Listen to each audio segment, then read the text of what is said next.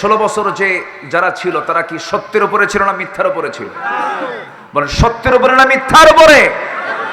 Television খুললেই খালি কি কথা বলেন, কি কথা বলেন তো?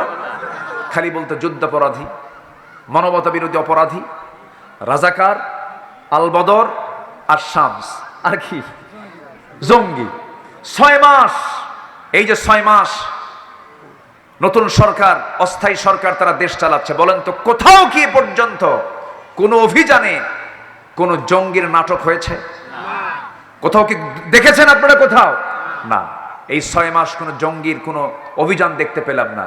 কিন্তু বিগত ওই 16 বছর যে আমরা ছিলাম, 2 মাস যেত না, 3 মাস যেত না, একটা জঙ্গি নাটক তৈরি হতো। অমুক জায়গায় অভিযান করে 3-4 জনকে গ্রেফতার করতে সফল হয়েছে র‍্যাব, এবং ফেরার পথে পালাতে নিয়ে, গুলি করতে নিয়ে ক্রস ফায়ারে 3টা মরে গেছে। এই নাটকগুলো আমরা দেখেছি 16 বছর। এই 6 মাস যাবত এই নাটক আর দেখি না, কারণ এই নাটকের যিনি নাট্যকার তিনি এখন দিল্লি গিয়ে বসে আছেন। ঠিক কিনা? দিল্লি গিয়ে বসে আছেন।